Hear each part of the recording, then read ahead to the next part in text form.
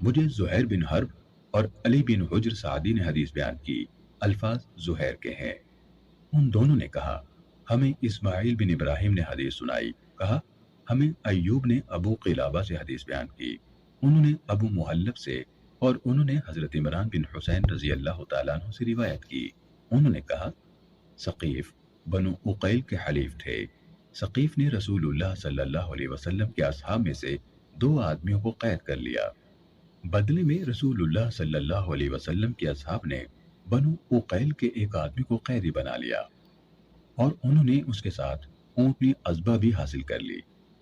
رسول اللہ صلی اللہ علیہ وسلم اس آدمی کے پاس سے گزرے، وہ بندھا ہوا تھا۔ اس نے کہا اے محمد، آپ صلی اللہ علیہ وسلم اس کے پاس آئے اور پوچھا کیا بات ہے؟ اس نے کہا آپ نے مجھے کس وجہ سے پکڑا ہوا اور حاجیوں کی سواریوں سے سبقت لے جانے والی اونٹنی کو کیوں پکڑا ہے؟ آپ نے اس معاملے کو سنگین خیال کرتے ہوئے جواب دیا میں نے تمہیں تمہارے حلیف ثقیف کے جرم کی بنا پر یعنی اس کے ازالے کے لیے پکڑا ہے۔ پھر آپ وہاں سے پلٹے تو اس نے پھر سے آپ کو آواز دی اور کہا اے محمد، اے محمد۔ رسول اللہ صلی اللہ علیہ وسلم بہت رحم کرنے والے نرم دل تھے۔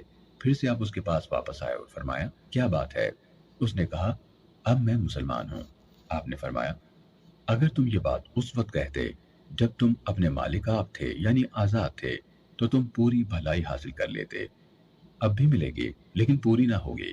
پھر آپ پلٹے تو اس نے آپ کو آواز دی اور کہا اے محمد، اے محمد۔ آپ پھر اس کے پاس واپس آئے اور پوچھا کیا بات ہے؟ اس نے کہا میں بھوکا ہوں، مجھے کھانا کھلائیے، اور پیاسا ہوں، مجھے پانی پلائیے۔ آپ نے فرمایا ہاں، یہ تمہاری فوراً پوری کی جانے والی ضرورت ہے۔ اس کے بعد معاملہ طے کر کے اسے دونوں آدمیوں کے بدلے میں چھوڑ دیا گیا۔ اونٹنی پیچھے رہ گئی اور رسول اللہ صلی اللہ علیہ وسلم کے حصے میں آئی، لیکن مشرکین نے دوبارہ حملہ کر کے پھر اسے اپنے قبضے میں لے لیا۔ کہا بعد میں غزوہ ذات القرد کے موقع پر مدینہ پر حملے کے دوران ایک انصاری عورت قید کر لی گئی اور ازبہ اونٹنی بھی پکڑ لی گئی۔ عورت بندھنوں میں جکڑی ہوئی تھی۔ لوگ اپنے اونٹ اپنے گھروں کے سامنے رات کو آرام کرنے کے لیے بٹھا دیتے تھے۔ ایک رات وہ خاتون اچانک بیڑیوں یعنی بندھنوں سے نکل بھاگی اور اونٹوں کے پاس آئی۔ وہ سواری کے لیے جس اونٹ کے بھی قریب جاتی وہ بلبلانے لگتا تو وہ اسے چھوڑ دیتی، حتیٰ کہ وہ ازبہ تک پہنچ گئی تو وہ نہ بلبلائی۔ کہا وہ سدائی ہوئی اونٹنی تھی تو وہ اس کے پیٹھ کے پچھلے حصے پر بیٹھی اور اسے دوڑایا تو وہ چل پڑی۔ لوگوں کو اس کے جانے کا علم ہو گیا، انہوں نے اس کا تعاقب کیا لیکن اس نے انہیں بے بس کر دیا۔ کہا اس عورت نے اللہ کے لیے نظر مانی کہ اگر اللہ نے اس اونٹنی پر اسے نجات دی تو وہ اسے اللہ کی رضا کے لیے نحر کر دے گی۔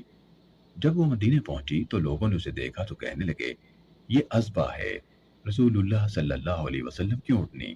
وہ عورت کہنے لگی کہ اس نے یہ نظر مانی ہے کہ اگر اللہ نے اسے اس اونٹنی پر نجات عطا فرما دی تو وہ اس اونٹنی کو اللہ کی راہ میں نحر کر دے گی۔ اس پر لوگ رسول اللہ صلی اللہ علیہ وسلم کی خدمت میں حاضر ہوئے اور آپ کو یہ بات بتائی تو آپ صلی اللہ علیہ وسلم نے فرمایا سبحان اللہ، اس عورت نے اسے جو بدلہ دیا وہ کتنا برا ہے۔ اس نے اللہ کے لیے یہ نظر مانی ہے کہ اگر اللہ نے اس کو اس اونٹی پر نجات دے دی تو وہ اسے ذبح کر دے گی۔ معصیت میں نظر پوری نہیں کی جا سکتی، نہ ہی اس چیز میں جس کا بندہ مالک نہ ہو۔ ابن حجر کی روایت میں ہے اللہ کی معصیت میں کوئی نظر جائز نہیں۔ صحیح مسلم حدیث نمبر 4245۔